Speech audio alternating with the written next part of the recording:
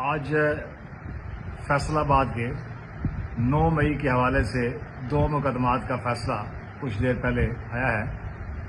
اور اس فیصلے کے بارے میں تقریباً 10 روز پہلے ہی منیب فاروق نے اپنے پروگرام میں یہ بتا دیا تھا کہ کون کون سے لوگوں کو سزا ہونے جا رہی ہے۔ اور کل ایک اور اینکر جو ہیں منصور علی خان، انہوں نے بھی اپنے پروگرام میں اس بات کا پہلے ہی اعلان کر دیا تھا کہ کون سے لوگوں کو سزا ہونے جا رہی ہے۔ تو آج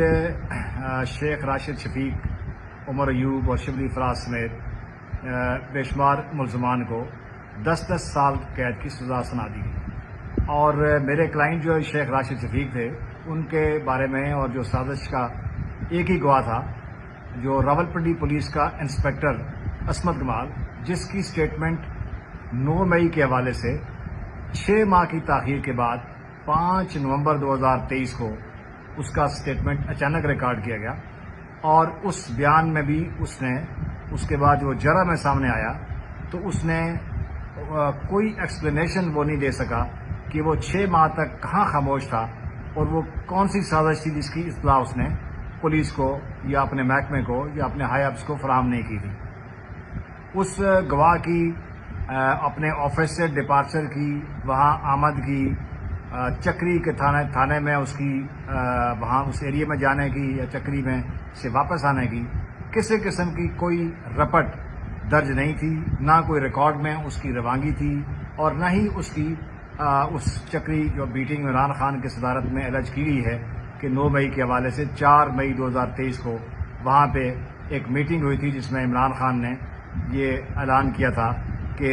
اگر اس کو گرفتار کیا گیا تو اس کے جو پی ٹی آئی کی لیڈرشپ ہے یا جو اس کے لوگ ہیں وہ مختلف انسٹالیشنز کے اوپر حملے کریں۔ تو اس سٹیٹمنٹ کے حوالے سے جب گواہ کے اوپر جرح کی گئی تو عصمت کمال نے تسلیم کیا کہ اس کے بیان کا 9 مئی سے کوئی تعلق نہیں ہے، چکری میں کسی قسم کی کوئی سازش تیار نہیں ہوئی،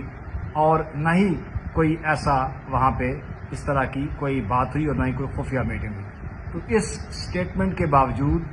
اور آئی او کا یہ تسلیم کرنے کے باوجود کہ مدعی کا جو فیصل آباد میں یہ جو واقعات ہوئے تھے، ان کے جو مدعی تھے ان کی کوئی سپلیمنٹری سٹیٹمنٹ راشد شفیق یا ان کے کو اکیوز جو ہیں ان کو ملزمان بنانے کی کوئی سٹیٹمنٹ ریکارڈ نہیں ہوئی، اور کسی نے کسی موقع کے اوپر بھی کسی گواہ نے یہ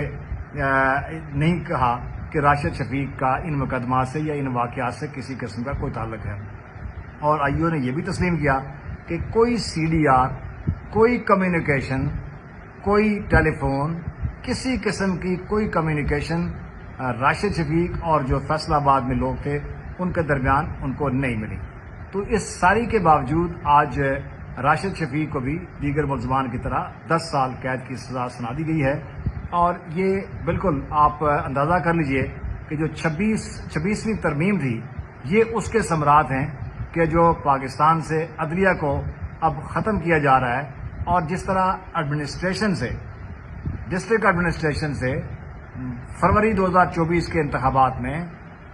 جس طرح ان کو ہائی جیک کر کے ان سے فارم 47 تیار کروائے گئے، اب وہ پاکستان کی جو عدلیہ کا ایک معتبر نام رہ گیا تھا، اب پاکستان کی عدلیہ سے جو ہے وہ اس طرح کے فارم 47 تیار کروائے جا رہے ہیں، اور ان سے اس طرح کی لکھی لکھائی جو ججمنٹس ہیں وہ زبردستی جو لوکل ہماری ڈسٹرکٹ جوڈیشری ہے ان سے اس طرح کے فیصلے کروائے جا رہے ہیں، جن سے آپ اندازہ کیجئے کہ ان فیصلوں کی کیا حیثیت ہے، ان کی جس میں کوئی فیئر ٹرائل نہ ہو، جس میں کسی ججمنٹ کے بارے میں پہلے سے ہی اعلان کر دیا جائے کہ کس کو کیا سزا ملنی جا رہی ہے۔ تو یعنی بالکل ایسا کیس جس میں سازش کی کسی قسم کی کوئی ایویڈنس موجود نہیں تھی، اور تمام گواہان نے بھی یہ تسلیم کیا کہ راشد شفیق کا یا سازش کرنے کا اس معاملے سے کوئی تعلق نہیں ہے، تو اس کے بعد بھی راشد شفیق کو 10 سال قید کی ناحق سزا سنا دی گئی ہے۔ تو اس کے اوپر ہم اپنا اپیل کا رائٹ استعمال کریں گے، لیکن میں سمجھتا ہوں کہ یہ پاکستان کے اندر چیف جسٹس آف پاکستان اور chief justice of Lahore high court کو نوٹس لینے کی ضرورت ہے کہ کس طرح کے ٹرائل ہماری عدلیہ سے جو ایک رسپیکٹیبل ادارہ ہے اس کو کس طرح ملائن کیا جا رہا ہے، کس طرح اس ادارے کو استعمال کیا جا رہا ہے گندے کاموں کے لیے، پولیٹیکل وکٹمائزیشن کے لیے، تو اس کو انشاءاللہ ہم چیلنج کریں گے ہائی کورٹ میں، اور یہ سزا جو ہے یہ بالکل کسی طور پر بھی یہ سزا برقرار نہیں رکھی جا سکتی۔